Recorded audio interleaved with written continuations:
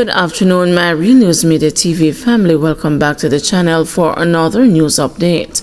And in the news this afternoon, businessman sues MP Dwayne Smith to recover over $20 million loan. Businessman Sean Azan has taken Member of Parliament Dwayne Smith to court over an outstanding debt. Mr. Azan refiled a claim in the Supreme Court against the St. Andrew Northwestern MP, seeking to recover millions of dollars allegedly owed to him. This development was disclosed Wednesday following an in-chambers hearing related to a previous lawsuit on the matter. Mr. Azan's attorney Christopher Dunkley said the outstanding sum was over $20 million. Speaking with the media after the hearing, Mr. Dunkley confirmed that his client has discontinued the earlier claim. It's a private matter between Mr. Smith and Mr. Azan, but in the action that Mr. Azan took against Mr. Smith has opposed it on the basis that he says he wasn't served originally with the claim. Mr. Azan has refiled another claim, and we've discontinued the one that he says he wasn't served with. We have not decided not to have an argument in court about that. We just focus on what Mr. Azan has come to court for, which is to recover monies loaned to Mr. Smith. Manchester incident pushes fatal shootings by security forces to 140.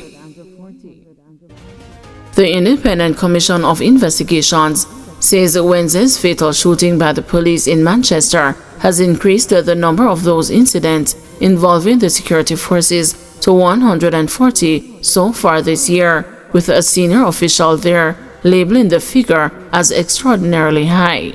In the latest incident, a man identified by Indicom as Moses Morgan was fatally shot by the police during an alleged confrontation. Assistant Commissioner at Indicom, Hamish Campbell, said the police claimed Moses acted suspiciously before the confrontation. They reported that they were on patrol, 4 officers, when they saw a man who was acting suspiciously go towards a house, which turned out to be his own house.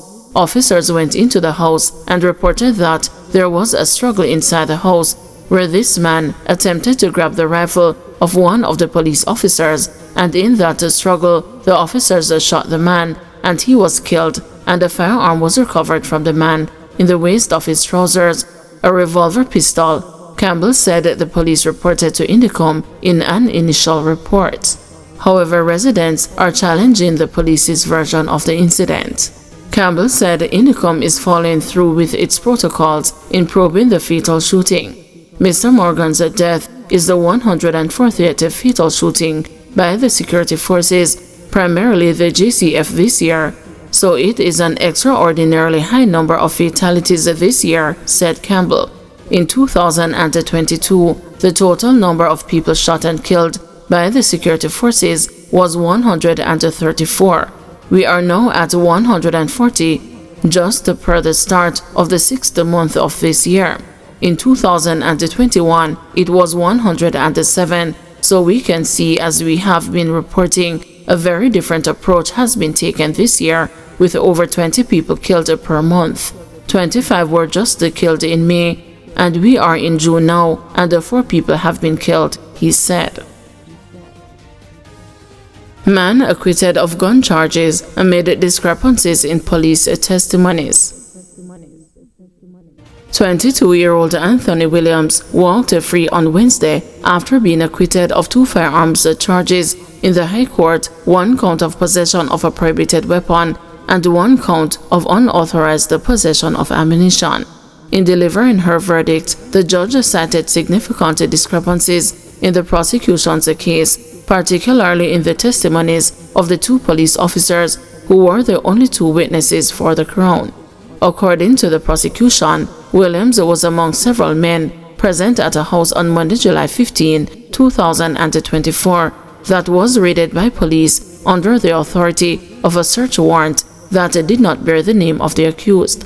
During the search, a firearm was discovered in a room that the prosecution said Williams claimed as his own, but the integrity of the case unraveled under the scrutiny of cross-examination by defense attorney Patrice Riley.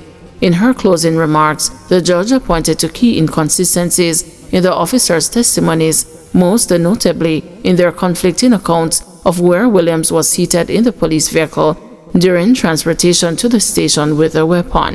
One officer placed Williams in the rear of the vehicle, while the other testified that he was seated in the front. This contradiction cast a doubt on the reliability of the officer's recollection of events. Ms. Riley, during a thorough cross-examination, highlighted further inconsistencies regarding how the police entered the house and whether Williams was present in the room at the time the firearm was found. In addition, several key details were omitted from the officer's official statements, raising further questions about the accuracy and the completeness of the prosecution's narrative. Dennis Chung should recuse himself from FID probe of Prime Minister's financials, says attorney. Attorney at law Clyde Williams believes Chief Technical Director of the Financial Investigations Division, Dennis Chung, should recuse himself from the matter that concerns Prime Minister Andrew Holness's statutory declarations. Mr. Williams says there is apparent bias in light of the statements made by Mr. Chung about the Integrity Commission's report on the statutory declarations, a report that has since been referred to the FID for investigation.